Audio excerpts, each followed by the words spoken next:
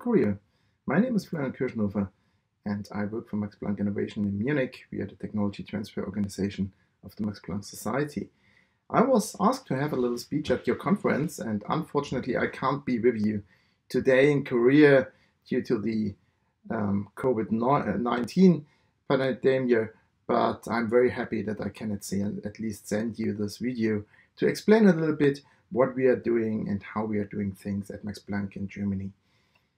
I work at Max Planck as a senior startup and portfolio manager, so that means that I work mainly with startups, but we are responsible for the patenting and licensing of the Max Planck technologies, so all inventions which are done by our researchers. But first of all, I want to tell you a little bit about Max Planck itself, what we are doing and what the society is doing. Max Planck Society is the biggest and largest basic research organization in Germany. It runs more than 80 institutes in the fields of biology and medicine. There we have about 30 institutes. The same size is the section of chemistry, physics, and technology. And then there are still 22 institutes in the field of social sciences and humanities. They are doing quite important work, especially for one example is in the field of law, developing constitutions, for example, with countries which do not have a real well-defined law system, and they help them to develop these. This is just one example of an institute in Heidelberg, so this is quite important. But for us as a technology transfer office, these institutes are not that important. Yeah, the whole Max Planck Society is mainly financed by the state itself, because we're doing basic research, not applied research. For applied research, we have another big organization in Germany, the Fraunhofer Society, but we are, as Max Planck, just doing the basic things. That's why we are not that close to the market, and that's why we cannot cooperate that much with industry, and that's why the state is paying the bill at the end of the day.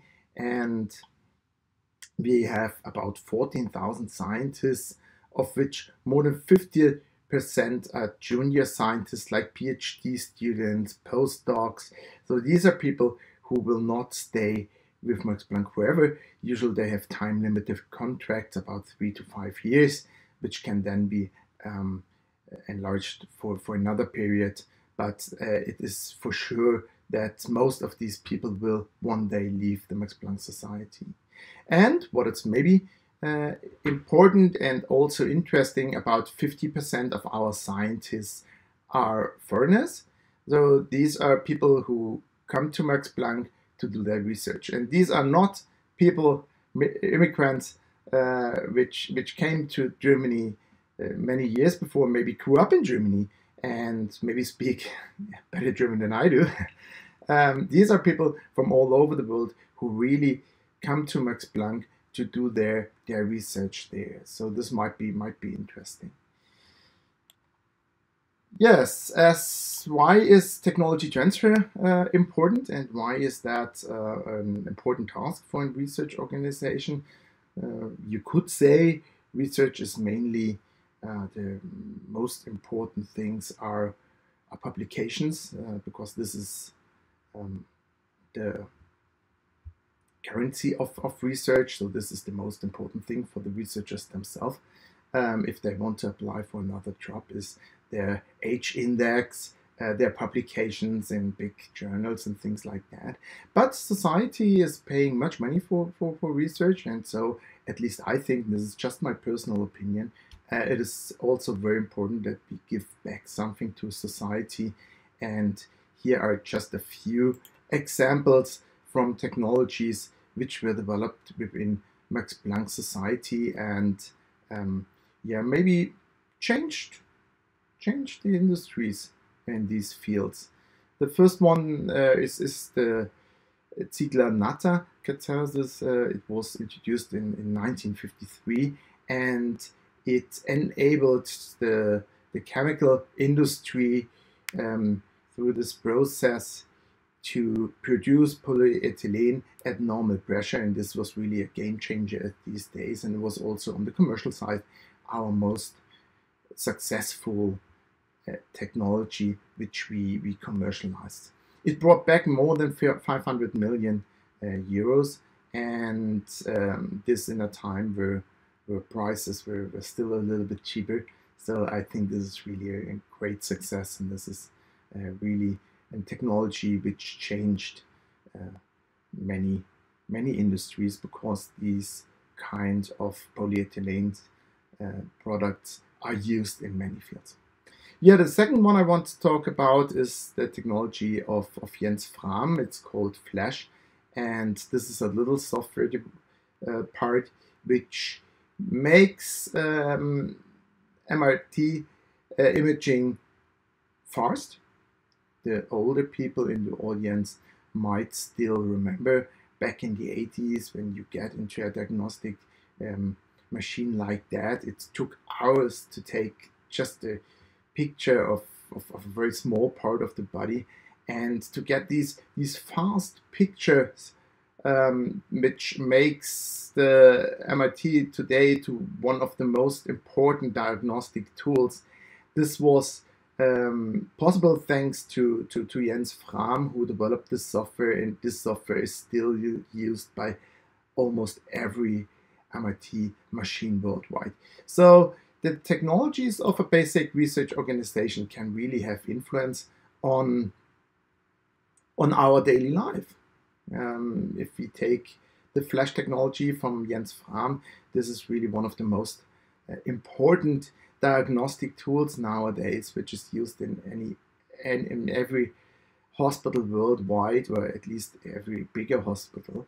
And this is very, very important to do a diagnostics for really bad disease like cancer and things like that. So this was really a game changer. But as I said, I work mainly with startups, and I have a few examples of startups which were created out of Max Planck Society. The first one we did was Sutent, the company based in the US, and they developed drug cancer, which was later then bought by Pfizer and brought to the market by Pfizer. And this was maybe one of the most successful cancer drugs of Pfizer anyway. And this was a very nice success for our researchers and for Max Planck Society. But also during the last years, we had successful exits at companies which were created out of Max Planck. So Cynian, for example, was sold last year. The Capture was sold this year. So these are two examples of companies which were created at Max Planck. And what we provide as Max Planck Innovation, and me as a senior startup and portfolio manager, is aid and advice for startup teams right from the scratch, from the first idea. They can contact us at any time, and we are discussing with them if we believe that this is an idea which can be turned into an opportunity and can be realized by a startup. And then we try to develop together with them the whole thing. We just introduced a new program for them, which gives advice and help. So we create a business plan, we create a company presentation, we do a financial planning. We have a quite good network to VCs, so to venture capitalists who can finance these opportunities. And then one day the company is hopefully created and established, and we maybe help to create a team, and we are looking for new team members, and then it's hopefully financed, and we are giving a license to this company, and in return for the license, one of the streams we are getting back, the value streams, is maybe shares. And then we also do the portfolio management for the Max Planck Society. So that means that we're also doing the following up financing rounds, where we maybe also investing some minor funds into the new company, and then we are also doing the whole contractual work at the moment when the company is sold. So the whole exit proceed is done by us for Max Planck Society. So that's quite important. Why is the startup work and also the entrepreneurial education important, at least from my point of view? We know from statistics that more than 80% of our young researchers who are doing PhDs at Max Planck will not stay in research their whole life. So they will not have a scientific career. They have to look for opportunities. There are not so many professorships worldwide that all of our PhDs and all of the PhDs from other organizations can become a professor, and some of our PhD even do not want to become a professor. So we have to offer them some opportunities and some other opportunities to build up their careers. And to be honest, there are a few ways what they can do. And they can go to industry. If you go to industry, at least in Germany and in Europe, but I think it's a trend all over the world, entrepreneurship becomes more and more important. So that's why it is important to know something about that issue and also to know something about entrepreneurship. On the other side, it might be that they, as I said, they stay in research, they become a professor. Then it is still important for them that they know something about entrepreneurship, because it might be that they will have PhD students or postdocs and they will found a company in the future. So it's very important that also these professors know something about that issue. And yeah, the last one is that they become an entrepreneur by themselves, and then it's important, it's obvious that that's important to know something about that topic anyway. So I think entrepreneurial education is important, and so I believe that every researcher should get in touch with the topic at least once during their time in a research center. So that's just my personal opinion, but I think it is not waste of time for anybody of them, and I believe that this is is important. Maybe I also have a few numbers for you. Since 1990, the 165 companies were created out of Max Planck Society, and more than 100 of them were actively supported by Max Planck Innovation, so by us and by me and my colleagues. So I think we have a quite good track record. It's I think it's okay. 75% of these companies are still existing, and of the 25% which are not existing anymore, some of them or most of them were sold or were merged with other companies. So the technologies are still further developed, and maybe also even the products were brought to the market, and they are not lost.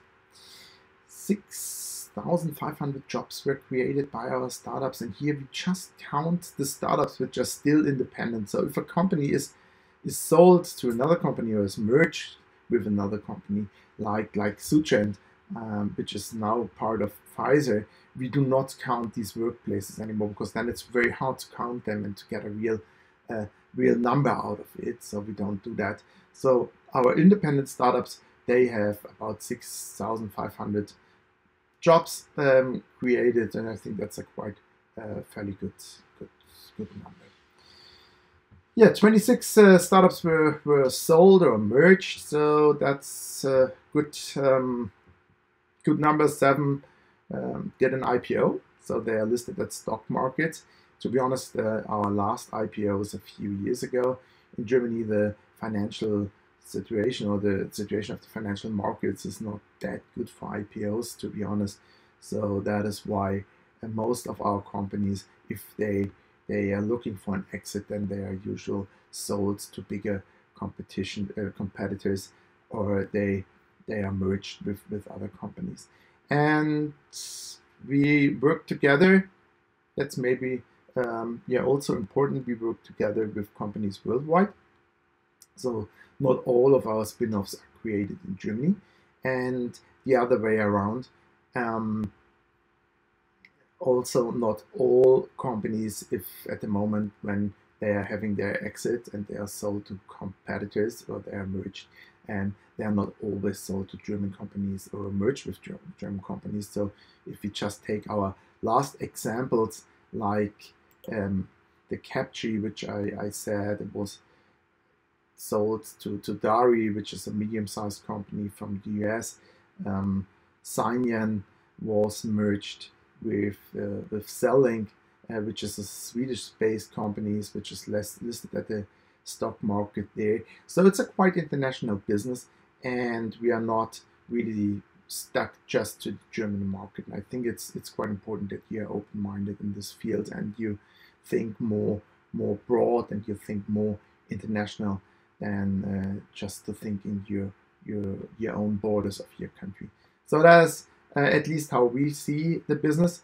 Back to the numbers, we can see that here that at the moment we have 16 active equity holdings at present, and then it might be that we have about 10 companies we are holding so-called phantom shares. So these phantom shares are not real open shareholdings. These phantom shares are contractual ways to get a fair share and a little money at the moment when the company is sold. So usually you get the same amount like the holders of common shares with this construct, but you are not really a shareholder by yourself, which has advantages and disadvantages, but we could talk about that issue for the next 2 hours. So I guess we don't have enough time here to really talk about all that stuff.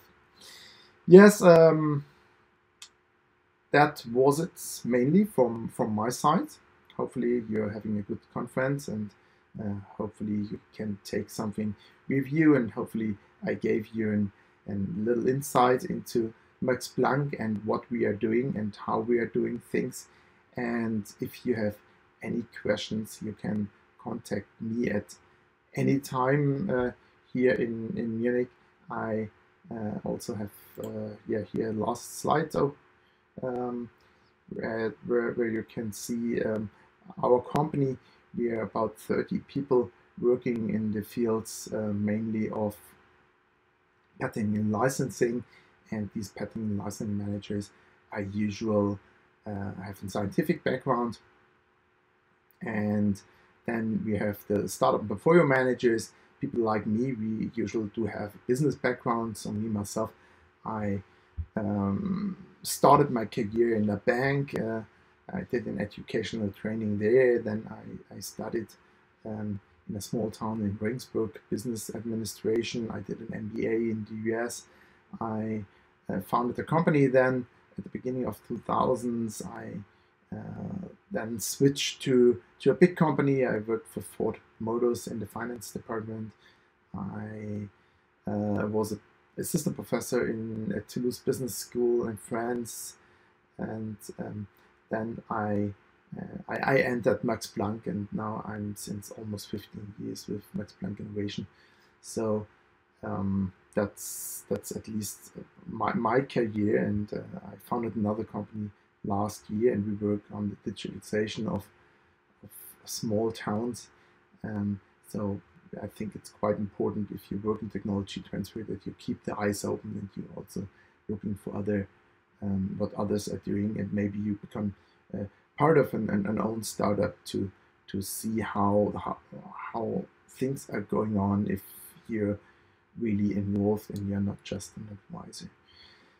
Yeah, most people in our company think like that, and we are quite mixed backgrounds, as I said, yes. And if you take that together, all these people, then we have more than 400 years of experience. So I think we have a quite experienced team, which hopefully is doing a fair good work. Yeah. Then we have also, I should maybe mention that because this is important, we have also a support team, and within our support teams we have 4 lawyers, and these lawyers are doing mainly contractual work, and so we have this competence in-house, which is quite important, I guess, because we can always use it, and we can always go back to our lawyers to get a quick opinion on a illegal issue, and we do not have to hire external lawyers for these things on a regular basis. So maybe that is important, and that makes things easier. And at least in Germany, and not all technology transfer offices are in the situations, in the comfortable situation that they have their own in-house lawyers. So maybe this is worth to be mentioned. Yeah, yes. Now I say goodbye, and yeah, have a good time at the conference and enjoy the conference, and hopefully one day we will be able, maybe next year, to yeah, get a personal speech at conferences again, and the whole thing with COVID will be over then. So have a good time. Goodbye from Germany.